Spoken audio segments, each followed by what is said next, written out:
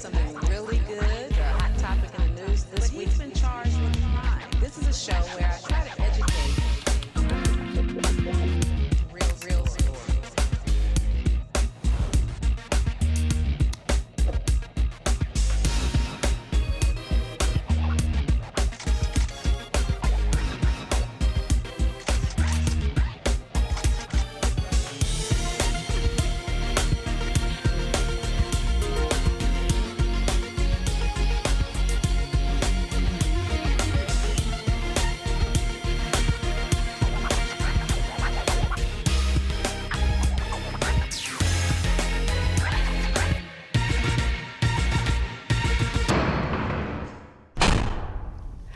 Welcome to Truth and Justice with Vivian King. I'm excited to be back. Our series that we're about to start is Veterans Who Transition from Incarceration to Restoration. And that theme was thought of by my able co-host, Mr. Danny Sneed. Show Danny's face. Hey, Danny, returning citizen, works for the VA. Life has changed for him. And we'll talk about that as we go on. Our guest tonight is Eric Hicks. So Eric, thank you for having the courage to come on and tell your story. So as we always like to do, we want to educate people about the criminal justice system through stories. And remember, I want to tell your story, so you can always contact me to tell a good story, to encourage people that there's life after incarceration. And there are a lot of veterans who've been incarcerated. So we're excited to talk about this and share these stories. So Danny, I'm gonna start with you. So tell me about why you think it's important to do this series on veterans who are restored. Well, first of all, I want to thank you, Vivian, for creating a platform for people with the lived experience that have actually been a part of the broken criminal justice system. For whatever reason that we end up in prison, that's not the whole story. The story continues because eventually 95% of the people that go to prison go for non-violent crimes. So what that tells you is a lot of people are going to eventually get out. Sure. Only a small percent of people get a lot of time. So society has built a system where they're okay with the 95% of the people getting out and going back in. Right. So I believe I can make the case today's prisons are not built for punishment, but for profit. So it benefits them that you get out in return. And so I was part of that machine 3 times of getting out of prison and going back. But the one thing that I was able to fall back on that a lot of people don't, I was a veteran that has served this country honorable. And in this country, no matter what you've done, once you identify as a veteran, most if not all Americans will say that is a good thing. Right. And they will open up with, thank you for your service. Right.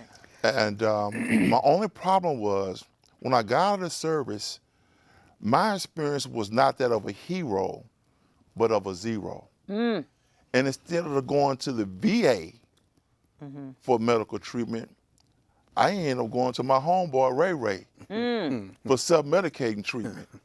So what that means in short is I got involved in substance abuse. Right. Why? I believe I can make the case that the experience a person has when he comes out of the military, that transitional from going to a disciplinary life, structured life, and when you come back to the civilian world, it's not the same. And the opportunities are not what your expectations are. Right. They tell you you're a hero. So when you get out, you think you're gonna be able to work at the post office, FedEx. So you're going applying for all these jobs, and for my experience, I was getting denied. I'm frustrated. I thought I did the right thing. I got out of high school, I went to the military. I came out with an honorable discharge. I'm waiting for my ticker tape parade. I didn't respond well to that. And it's the same thing after I went to prison the first time. When I got back home, my expectations was that I had did my time and that America would treat me like a returning citizen and allow me to come back and have a second chance. That wasn't my experience. It wasn't when I got out of the military, and it wasn't when I got out of prison. I didn't handle the response well each time of those rejections, those barriers, and those high expectations that I created myself. The world didn't create those expectations, I did. Pastor Rudy, and who I have to reference, once said from the pulpit that resentments expectations are premeditated resentments. So what he was saying is, when you have expectations and they're not met, oftentimes it builds a resentment. And I think that's what I can say happened to me, both getting out of the military with expectations not met and returning back from prison with high expectations that weren't met. Both times, those resentments turned into behaviors that led me to substance abuse. And it was the 80s or 90s with crack, too. I mean, don't you think that had something to do with it? Because, you know, the drugs... Perfect storm. The drugs were different then. So that, like you said, it's a perfect storm because drugs were prevalent in the late 80s, early 90s. So that's your time. Yeah. The 80s generation. was cocaine, but nobody thought anybody would be addicted just because they were doing drugs at that time. So, you know, it was a perfect storm for you. And cocaine, in the form that they put it in, the reason how they got me to try it when I was stationed at Presidio, San Francisco. Remember, I'm from Texarkana, Texas. Mm-hmm. Here I'm in Presidio, San Francisco, a 20-year-old veteran, and someone at a party is cooking cocaine, not crack. And I'm like, dude, I work at JAG. I got a good job in the military. Just say no. You know what I'm saying? Right. Like, they drug test you in the military. They won't give you a bus ticket to go back home. They won't even fly you back home and dishonorable discharge you. But the guy sold me with this idea. He said, marijuana stays in your system 45 days. Cocaine, only 48 hours. Oh, Lord. See, that should have been done. Lord. Smart people start analyzing Lord. It's a 3-day weekend. We smoking on a Friday. By the time Monday come around, it'll be out my system. Go. Yeah. Wait a minute, camera. It'll be out your system and you'll be a crackhead. You're a dope fiend. They didn't give a disclaimer. It didn't come with a disclaimer. They didn't tell you. It didn't come with a disclaimer. It might be out your system, but you got to put some more in. It's got some side effects. Yeah, you got to put some more in. And then the guy showed me how to, look, he gave me directions. Oh, no. Look, take your time, pull slow, now hold it in. Hold your nose, blow. Now lean back. Let it out slow. Oh, no. But I'm a soldier. You know I'm a follow orders. Oh, Lord. Oh, Lord. Oh, my God. Oh, my God. And when I let that substance out, it was not like a Newport cigarette. It was not like weed. It was like sex. Oh, my Lord, not like sex. Put the kids up. Put the kids up. Put the kids away. Put the kids up, kids. Step away from the television set.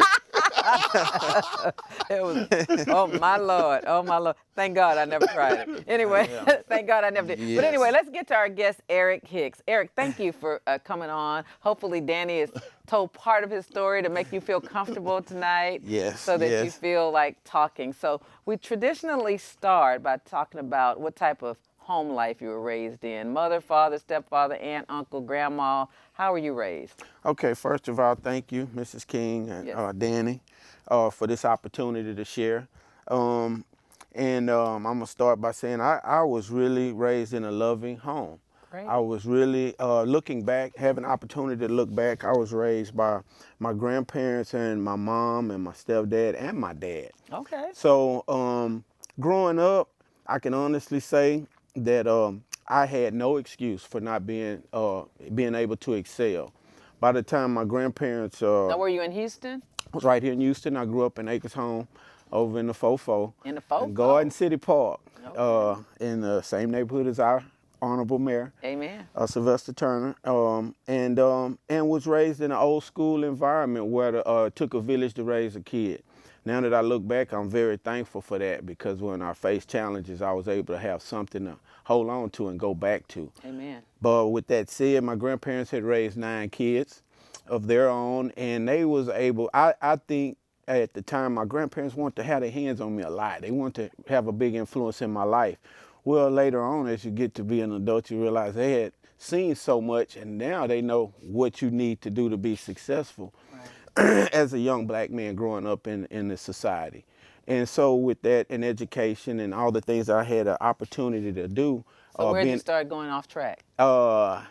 After the military, after doing the military, so high school, I started. You weren't trying to do dope in middle school? I you went didn't to do Klein drugs? Forest. I was the starting running back at Klein Forest in 86, 85. I played varsity baseball. I was going to regional state. I was an athlete. You look like I loved like school athlete. to the point when my parents went to work and I had a fever and they said stay home. When they left, I went to school. And the school called my parents, say Eric is in here with a fever. We told him to stay home. So yes, I absolutely love my school experience, period. And what high school? Klein High School? Went to Klein Forest High School. Okay. And graduated in 86. I'm gonna share this little nugget because later on, I felt after dealing with challenges, I was sheltered from a certain level of things. My grandparents, my mom was a maid for he was the president of Dixie Chemical Company. Okay. To make a long story short, I know that they had a lot of influence on what was being put in me as a young man to make me have the opportunity to be successful beyond school and as an adult to raise a family. I didn't think much of it then, but my grandparents, they really influenced me a lot. It's great to be in sports, but school. But so many other people, it's more like get the job, pouring concrete, doing construction. I done very well in school, but if I would have pushed, I would have been more up on the scale. Mm-hmm. But now that I look back, I realize that, it's kind of like a balance. Like we want them to, you got to be ready to work and be able to get in society and work because college not for you. But I'm a sports guy. I'm playing football and baseball. And at that time, seemed like your dream is, I'm going to make it. But they know the reality of very few people actually make it. Right. And so with that, all I'm focused on is sports. Right. And making it and doing that time with no pass, no play in Texas. Right. So you gonna make the grade or you're not gonna play. That alone kept me in my books doing what I needed to do. But that's kind of where it stopped. Just do what you needed to do. And so with that, I managed to. So you graduated in 1986. Yeah. And you went straight to the military? No, went to a junior college. I actually went to Richland Junior College to play baseball. I went to a lot of camps during my the year after I graduated during the summer. They during that time they started having more camps and stuff. We was back when they had the Montreal Expos. People remember them, stuff like that. So I was actually invited to some camps, and so me and some of the guys were invited to. We went up to a place like Plano. We was outside of Waco, different little places, and this college came calling and said, we'll give you an opportunity to play ball, your grades. And I didn't really catch on to the GPA and all the things I should have started when I was probably a freshman or sophomore in high school. I just wasn't aware. That's another thing, my parents, and they didn't influence me on that as much. So by the time it got time for me to go to college, I realized, oh man, I got a long way to go on the grade side. So I need to do this to get to there. Well, that's what I did. I went to the junior college, played ball, made the team, and ran into my first stint in, I would say, in-your-face prejudiceness, if I may say that. It really shocked me because— What city was that in? It was right outside the Metroplex in Dallas. Okay. In Richland Junior College was right outside the Metroplex. And I had, to make a long story short, I had a run-in with some guys from in the Plano area and some other guys that had money, and they should have been mentioned more than me, and I was getting a little attention, and apparently they didn't like that. Now, I, be honest with you, hadn't experienced it at that level because my school was predominantly white. I grew up with them kids. We were all friends from elementary, some of us. And so I didn't see it like that, but it happened. And my dad came to Dallas and got me and said, no, I don't want my son to wind up somewhere in these woods. And I didn't understand that. What are you talking about? They ain't got nothing. Yeah, you don't know. And that's when, now you're talking to a 18-year-old. That's when they sit me down and say, you really don't understand some of the things that's going on around you. And kind of woke me up to the, you know, white, black, this, that. Well, I was like, man. Yeah, when it gets into the competition. Yes. When it gets into the competition, it's okay in high school and we melted together, but there is a difference once there's a competition. Yes, and that was kind of in college, there's competition. My first time really like, wow, this is kind of crazy. What is, we haven't grown past that. So with that being said, my dad had just retired. My mom and my stepdad doing good, and everybody's doing well. And I was thinking, well, military. They came to school before I graduated, offered you all of this, you get an education, and you can still play sports. And that was the key for me. I can still play, man. I can go and play sports, you know. Yeah, you have an opportunity to kind of muddle that around in there, you know. But that's in the smalls. Yeah. And so went, took the test, scored high, and they offered me some things. And now my dad was a heat treater. My grandfather was a truck driver at the heat treating plant. This is another little side story. My dad became the first foreman at Lindbergh Cook Heat Treat. So with that being said, I knew about welding, I knew a lot about steel, and I knew certain people in this place made good money. And one of them was welders. So they were like, you can be a welder. What? I can what, man? My dad said, you know, that's a great trade. So if you're gonna go in, you need a trade. If you're gonna get a trade, get a good trade. So don't be the bang, bang, shoot 'em up guy. Learn something. So I wound up being, in the Army. So I wound up signing in and became a 44 Bravo, a welder. And during my T-school training, I became an honor grad, graduated top of my class, became a junior instructor at Aberdeen Proving Ground. And from there, I was supposed. Where were you stationed? I was in Aberdeen Proving Ground going to T-school to learn how to be a welder. Where is that? It's in Maryland. Okay. It's in Maryland, Aberdeen, Maryland. And from there, I was going to Germany. I graduated top of my class. They needed the top welders in Virginia. So they sent orders, had tore my orders up literally in front of me. I was excited. I'm going to Germany. I had an uncle in Germany already in air defense, artillery. I'm ready to go. They said, no, we need the top graduates down in Fort Eustis, Virginia. Okay, I'm in the Army. Okay, that's fine. So I wound up going there, and it actually turned out to be a blessing because they did need the top welder. Other welders weld on mirrors and tanks. They're tackers. They never become welders. I got a chance to go to Yorktown, Virginia, which is where Fort Eustis is, and it's a boat unit in the Army. The Army has its own boat units.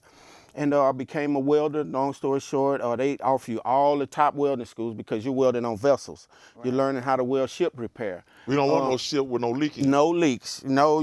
You know, they won't get to the battlefield because they all out there in the water trying to make it back. Right. So I wound up there, and it turned out to be such a blessing. I won't tell anybody that wasn't a blessing. I wound up going to, I went to another advanced welding school. From there, graduated top of that, they sent me to Yorktown Technical College. And before I could get out of there, the war broke out. We won in the Desert Shield. Desert Shield turned into Desert Storm. But while I was there, I got a chance to really, I advanced my welding to the point I was ready to be certified in haulcraft repair. So then the war, then here we go. So did you have to go participate in the war? No, I was finna fly out when Schwarzkopf and them stormed everything. I was literally at Fort Benning with all my new gear ready to go, and they said, no, we're not sending y'all. So that's a quick war when they surrendered, right? Yeah, we went right on in through Kuwait. Was that Afghanistan? No, that was Desert Storm. When Desert Storm was where? The war started in Iraq. Wait. Desert Shield was Desert. Desert Shield was when we got ready. Desert Shield is just getting ready. Just everybody over there getting everybody set up. That's and Shield. That's the Shield. Staging. Shield is staging. Yes, advanced parties, people flying in. Right. Okay, that's staging. Okay. And all of that stuff. So, and then the war, and that's when things changed for me. And I wasn't aware how much they had changed mentally and everything that I seen. First of all, I'm training, and at the time we getting ready to go, we already taking casualties, a few casualties we took, we know this. And they brief you, they tell you, no, you're going to replace somebody that's probably dead. Oh, my Lord. Yeah, you're getting briefed on what's really, this is real stuff here. This real deal. I went to air assault training. I became a rappel master. I'm ready to go, bang, bang, guns up. And wind up being able to make it back to Fort Stewart, Virginia.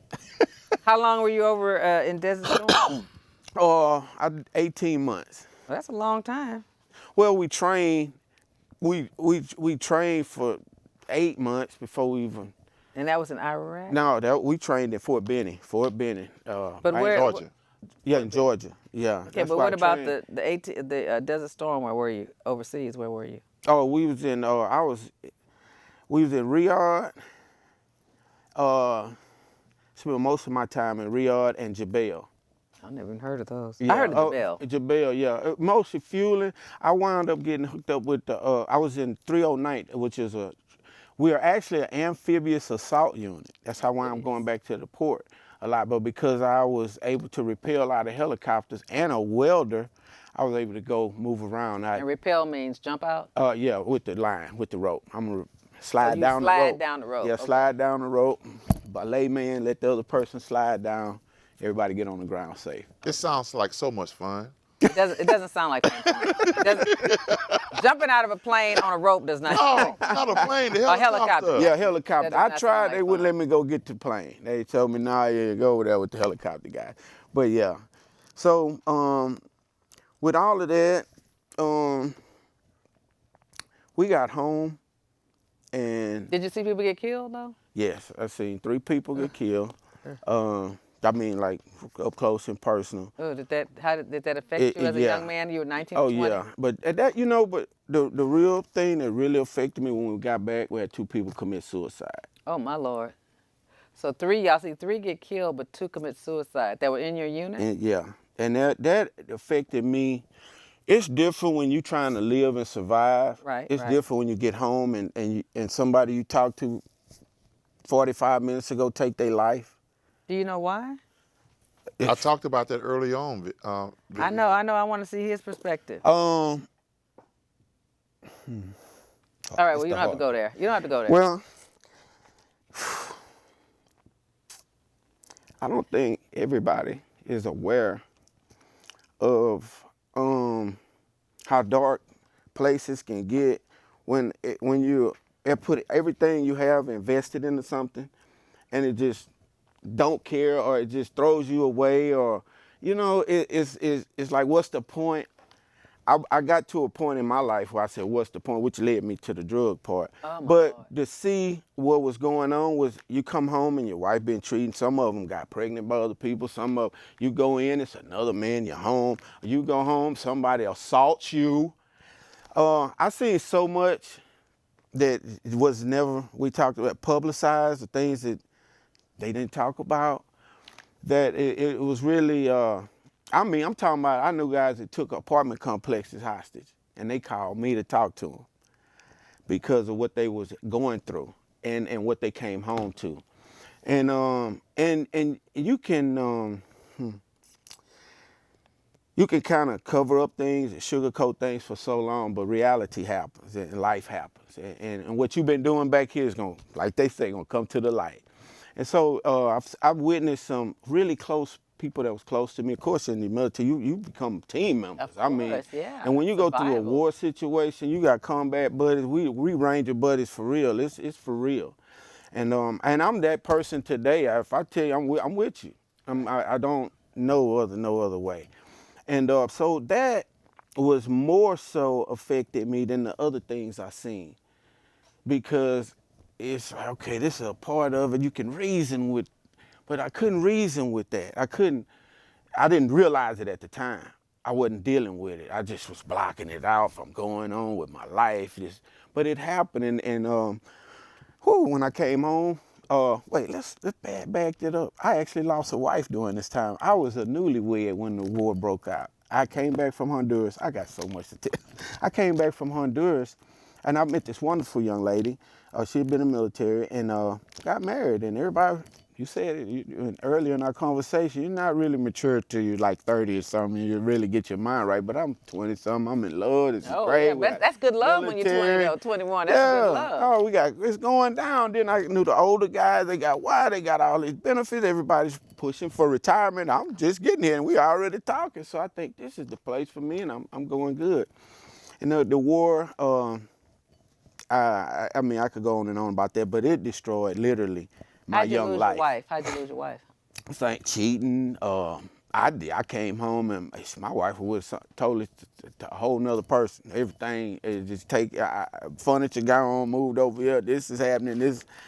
Was Oh she communicating with you to where you thought that she was still with you, or initially, yeah, and then it was more like I can't pretend. she told you the truth? It's like yeah, because it actually was like yeah, and instead of going off the deep end like I had seen.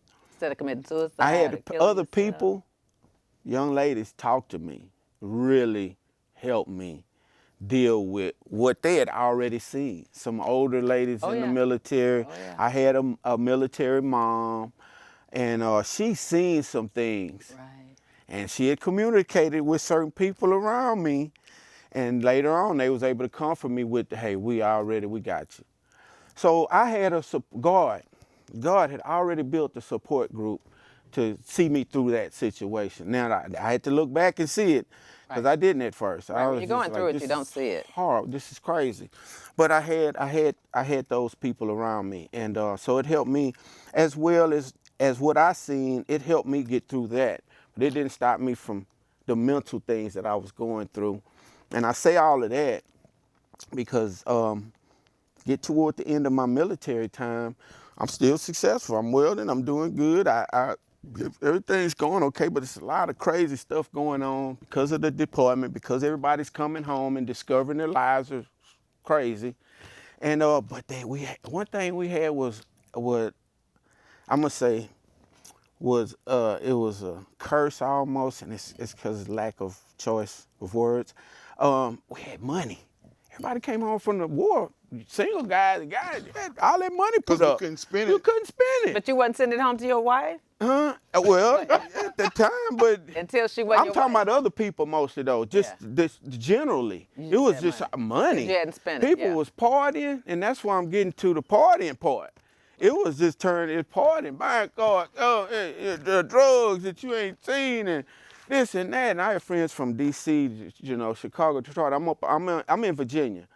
So I'm hanging out in D.C. and I'm meeting people, and these different people, and they faster than me. I thought I was fast, but come to find I'm the slow country dude from Houston, Texas. Right. And they let me know that from time to time. But that's when we talked earlier about the cocaine and stuff. I was come home on leave. People was like, "Oh man, you seen this on the news?" No, I'm in Virginia. Oh, they got this big bus going on, this crack and cocaine, and this. I don't even what who. What's going on? I'm just come home on leave, go back, come home on leave. Well, we partying and hanging out. And Now, when you saying you coming home, are you coming home to Houston? Yeah, I'm coming home to Houston on leave, to hang out with my relatives, family, go back. That's gonna be 30 days or less. Yeah, and it's a less, because I was having fun in Virginia. I come home for a week or two, I'm ready to go back. I'm the man, I got it going on, and I'm living on the beach. So my military life at that time, prior to and at the beach, when we first got home was good. And then everything just, as things collapse around you, Talk about when you got involved with drugs. That's okay. Now we get to the point where I'm hanging out with these guys in the Army. The first time I was really introduced to cocaine, I was in the Army. And same general thing, the guys had what I didn't know at the time. This was like real cocaine, like the real stuff. Same thing, Army guy gave me instructions what to do, how to do, and same thing, man, this thing like weed, it's gonna be out your system. And you ain't, what? Oh man, okay, I give it a try. I ain't want none of that other stuff. I tried that and it done something to me nothing had ever done. Wow. I mean, literally, like, I tell people, now it was so good it's scary. I tell them, don't ever try, if I just don't ever try this drug. Was it a snorting form, or were you cooking it? They cooked it. Smokable. Freebasing. Yeah. Freebasing. That was freebasing They back cooked then. it, yeah. And I really wasn't get turned to the crack scene till I came home after the military. They cooked it and we do it and you go on, I stayed away from the marijuana. Didn't want to get busted on the drug test, trying to get just stay focused in the Army. But that was when I was introduced to it. And But you can do it and then leave it alone back then. yeah, can you do can it just, and leave it alone. man, You just party for the weekend, leave it alone. Go ahead on. I mean, literally, not even. I didn't. It's funny. I'm gonna say this. And I didn't even have a taste for it. Like later on.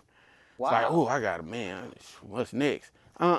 Just wow, that was whoo, man. And you just going on. Okay. So. Some people have that kind of resistance. Well, Everybody. that's early on. I would say that. I'll say that initially. Yeah, that's the first. And so, and this goes on time or two, probably 4 or 5 times. And I'm getting ready. Well, I go to this seminar. It's about welding and different stuff. I'm getting ready to ETS, get out, and I'm gonna get out the Army, man, and go home and make a lot of money, you know. Welding, I don't want to be told what to do, and I can't go here. I want to deploy again. They told me no again. They rescinded my orders again. That was a breaking point for me in the Army. Was I had orders to go again, and they rescinded my orders and wanted me to stay there. Since I went to the technical college, my battalion commander said, we're gonna use your skills right here for the 7th group. We're not sending you, we didn't send you to school. We're not finna send you somewhere else to use yours. You're gonna use them right here. He literally told me that. So I said, well, no, we not. I'm finna ET, I'm getting out. That's what I'm gonna do. And so I wound up getting out the military and coming home and as a welder, and anybody knows that this is a welding, this is a great place for a welder. Right. So Are you still a welder? Yes, I'm still a welder. Dang, you've been welding a long time now. Yeah, it's a long time. Okay, so you came out in 1992 and moved back to Houston as a welder. Moved back to Houston as a welder. Came home, had a little change, so I wasn't in no big rush. To find a job, kind of hung out a little bit. And everywhere I went, they were like, we need a welder. I had a job way too fast for me. But anyway, I came home, was fortunate enough to, I'd already talked to one of my best friends if it was working at a job, say, man, we got welders, we got a great job, this and that. And young guys still want to come work with my best friend. So I came home and started working for Liftmore Crane and really appreciated that opportunity. Got started over at home working, welding, building cranes for Liftmore Crane, and found my second wife. Did she work there at Liftmore? No, she was somebody I met through another friend of mine. And hardworking Caucasian young lady. And she had a daughter, which was 3 months, which is Alex, which is my oldest daughter. She's my daughter. And we have another daughter together, Alexis. And so that was my... So how long ago was that? So this was in, it's 93. We got together a year after I got home. 94, the Rockets, when they was chasing O.J. Simpson around, my daughter was born. At St. Joseph's. I was watching St. Joseph's at the TV show, waiting on them to call me back in there, watching them follow O.J. down the street. So that's when my daughter was born, that same night. So with that, I felt centered and really rooted in working and building a family and doing all of these things. And I want to say this, revert back to my grandparents because of what I seen. I was around a family, our grandma, grandpa, but I had 3 sets of grandparents, 2 sets of married parents. So this is what I seen. This is my life. I used to tell people, I want to have a nice wife and a family and work and have my home and place in the country and kind of like the American dream. Right. So I'm chasing it.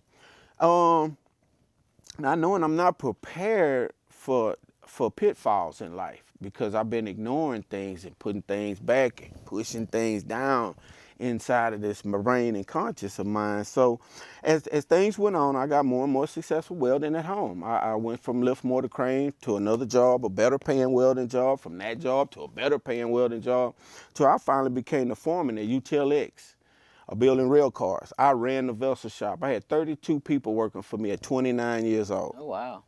32 people. And had people flying from Chicago to ask me questions about how I changed the operation around to make it more efficient. I ran the plant efficiency numbers. I was back on top. I'm back on top. I'm doing well. I'm making money. 29 years old. Had a brick home built in Tomball, Texas. Wow. I'm doing it. My family, we're in a home now. Everything's going great. Oh, came home and one night on a Friday with my kids hanging out. Okay, my wife want to go out with her friends. I didn't see my wife till the next day. So she didn't come home till the next day? The next day. So now, here we are age as again. you? Y'all, Yeah, you she's a 29, little bit 30? younger than me. She's well now by this time we built the house. So let's move this time period up to probably about 2 years. It's 2 years after the home. So I'm 31. Okay. I'm 31. My wife's probably 29.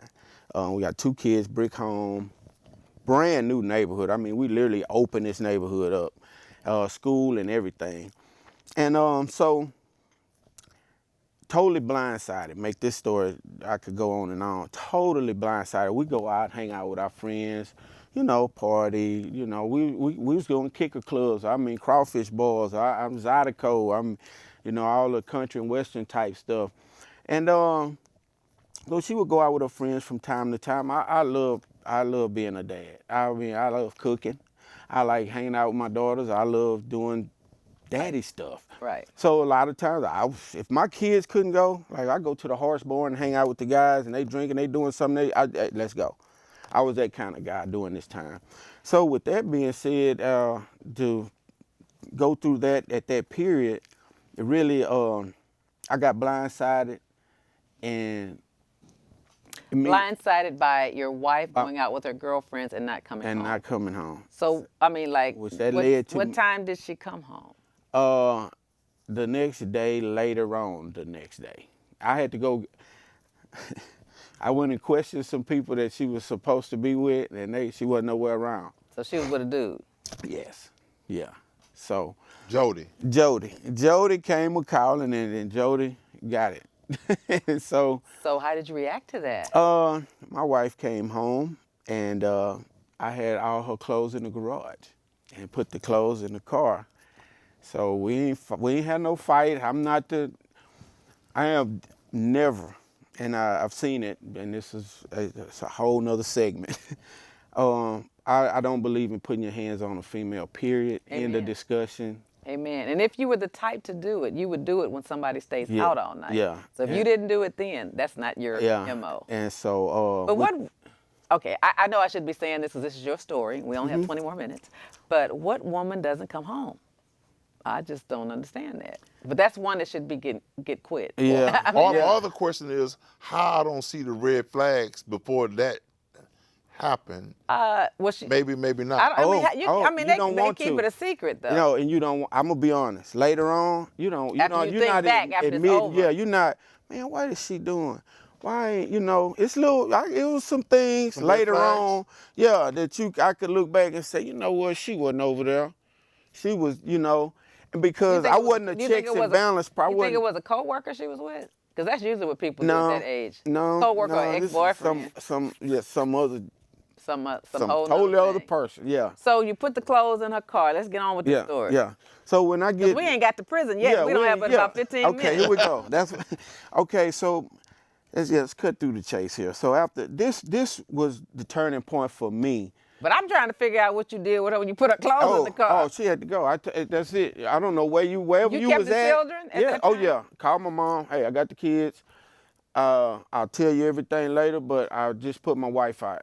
Now, my mom and my stepdad are here in Houston. My dad's in College Station. He has a home up there with his wife. Okay. Call my dad. I tell everybody.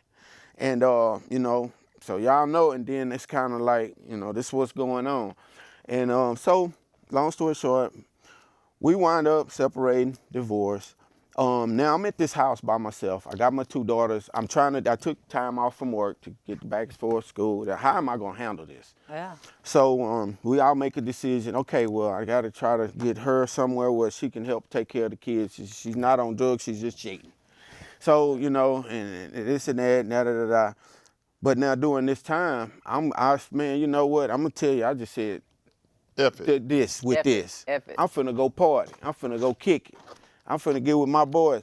I brought chains. I got my truck. I brought a brand new F-150, put rims on it, tires. I'm finna hit the street, and I did.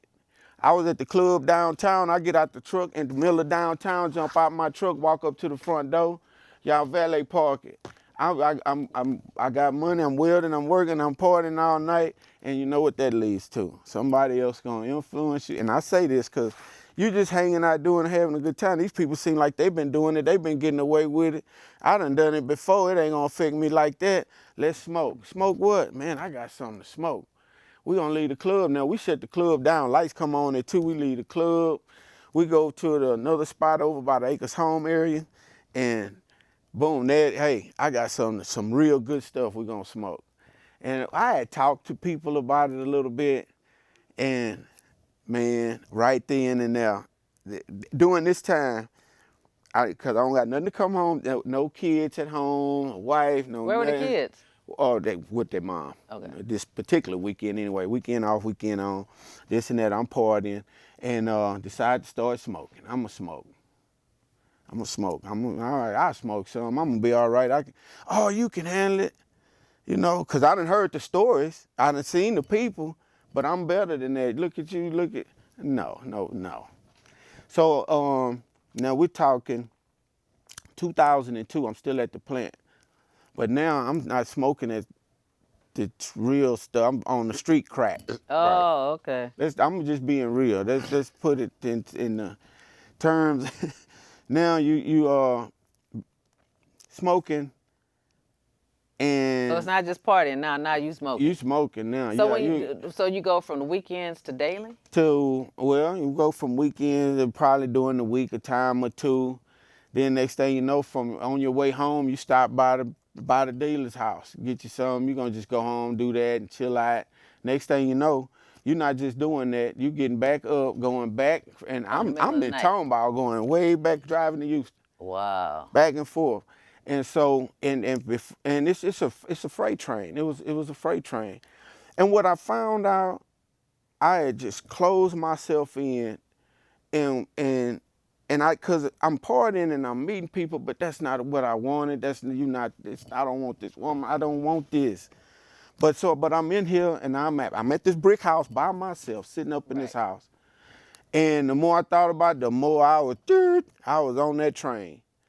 And Depressed and using that drug. Oh man, just totally. The drugs, how did it make you feel? Did it make you feel happy? Did it make you feel satisfied? Why is the drugs what you needed to do? At first you feel, for me, this is my personal story thing. Yeah. At first I'm feeling like, okay, I can, it gives you hype you up, and you are, oh man, I can do this and I can do that. But after a few hours of that same, going back and forth with this drug, you fall into a depression. But the strangest thing to me, outside looking in, is that no matter how bad you felt, you still want to get more of it. How did it affect you going to the plant every day? Oh man, after, let's say 8 months of that, 8 months, she's gone, I'm dealing with this by myself. I done separated myself from my family. And I'll go back to my father said, man, what is wrong with you?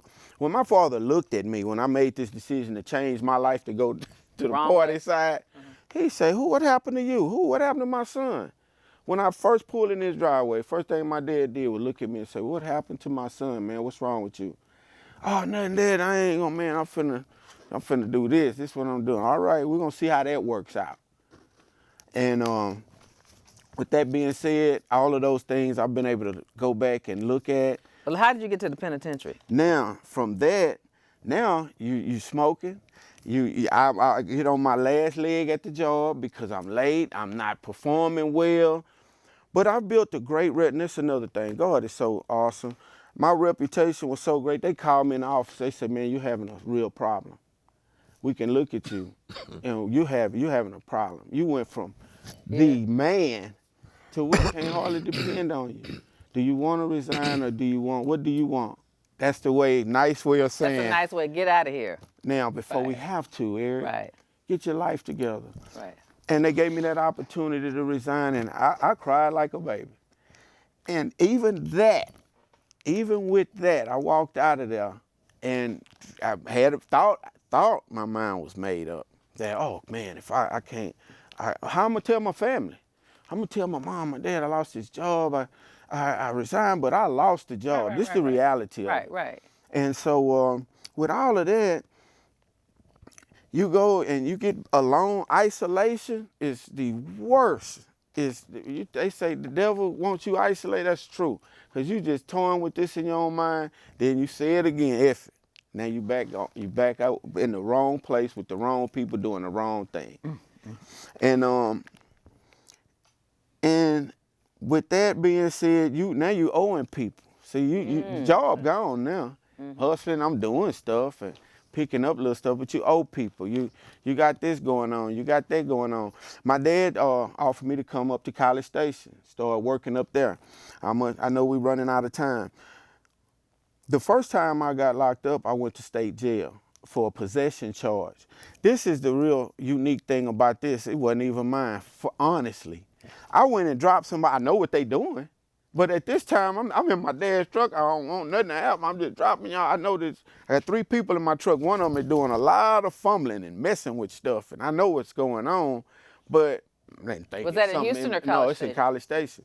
Didn't think something in the truck. So when I leave out of this neighborhood, which is a bad spot, they stop me. They pull me over. It's late night, this and that. And I didn't think nothing of it. Because at that time, I didn't. You wasn't getting high that night? No. And they went right in there and pulled a little bitty piece out of that seat. I went to jail for a little bitty piece. Out of that seat. And then I was in my dad's truck, keep pistols country, you know, they wasn't even worried. They pulled a little Bitty rock. and put it in that thing. That's that mass incarceration. That's it. You got crack. What? Hey. And that was A crumb.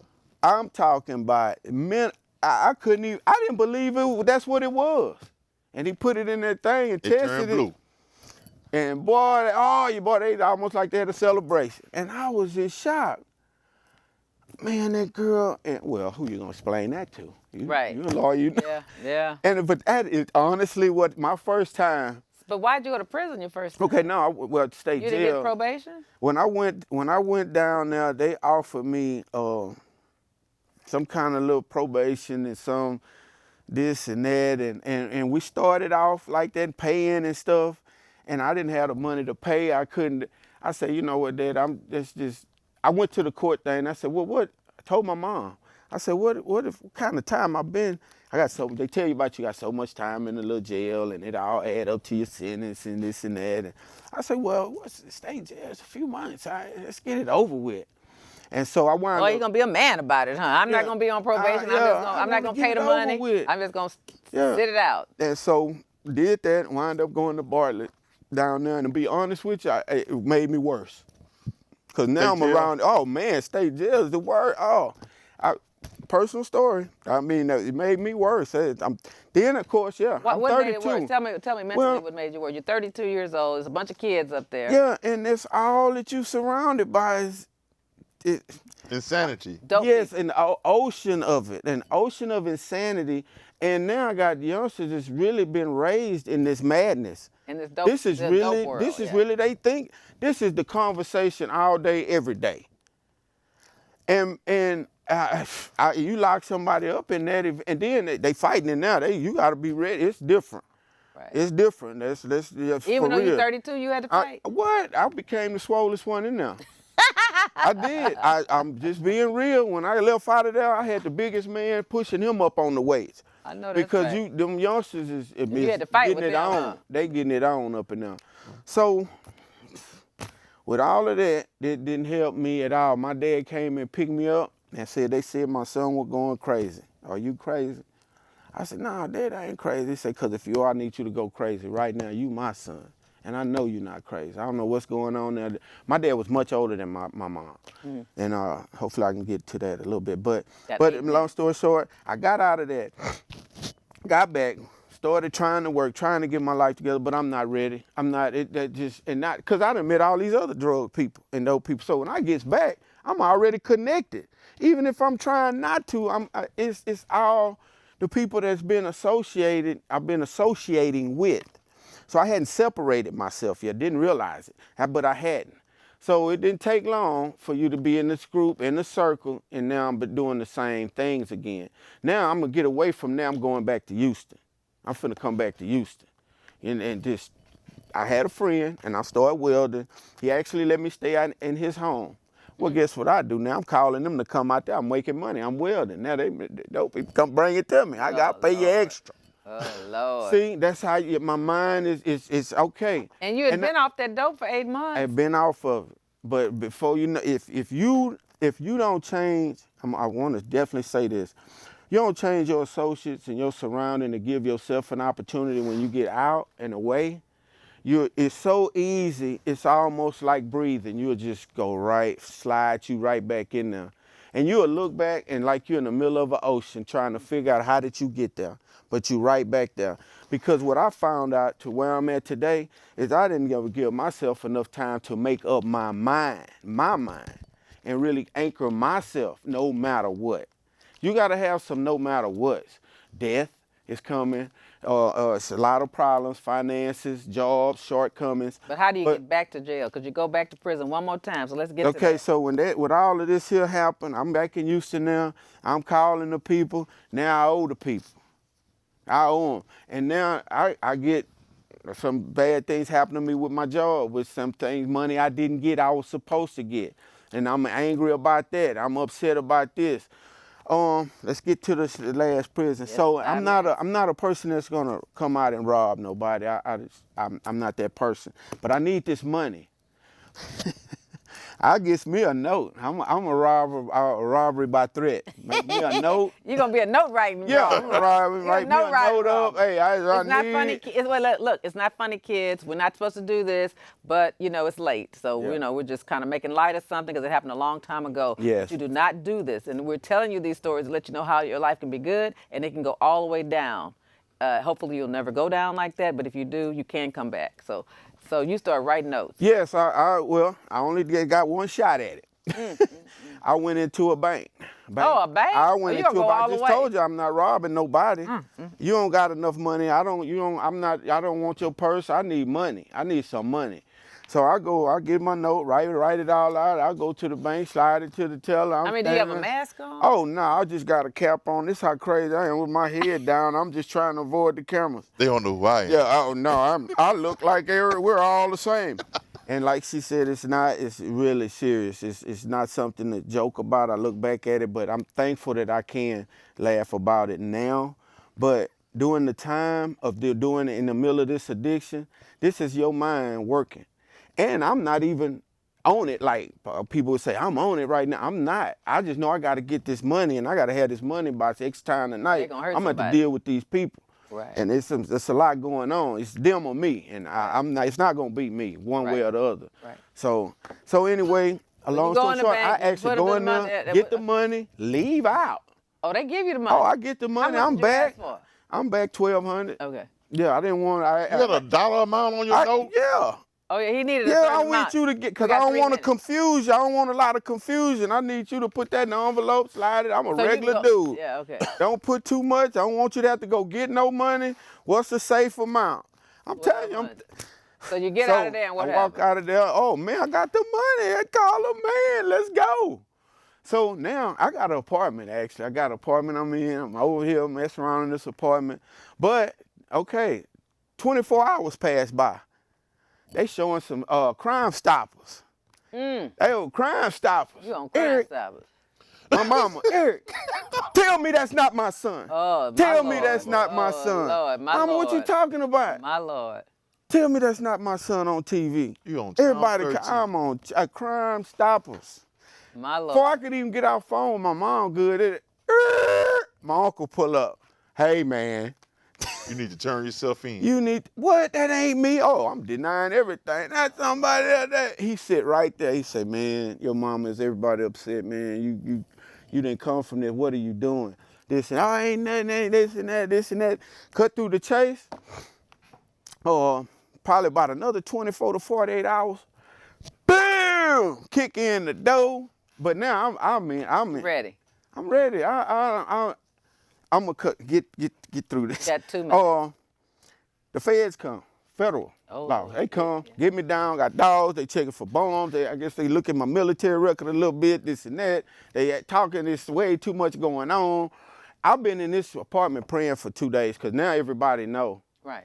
I done got my Bible out. If you could talk to that officer, he said, where do all these Bibles come from? What are you doing in here? I had already been praying.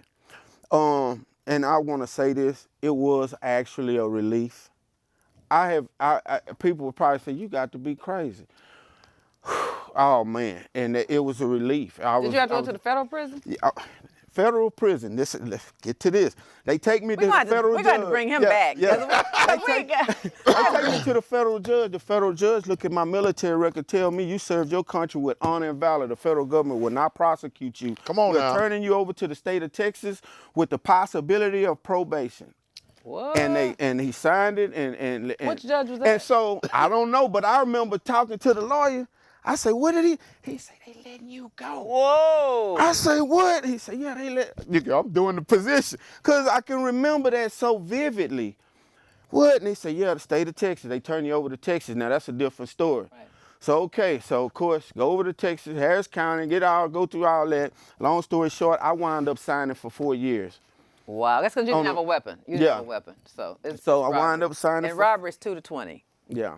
So I wound up signing for 4 years. I done 2 years in TDC and 2 years on probation, on parole. And what made you get out the gang? Because you were 34. You were 34 when you went in, and you are 54 now. So yes. So 20 years ago. Yes. Okay. When I got off paper in 2012, still struggling a little bit with things. Never got all the way back into the cracks or smuggling weed, doing this, that. And I met my loving wife today. What's her name? Which is Erick Hicks. Charity. Thank God. And it's a little side story to that because the turnaround came. I'm being told to wrap up because we talked too much earlier and we didn't talk enough at the end about the story. So obviously we're going to have to ask Mr. Hicks to come back.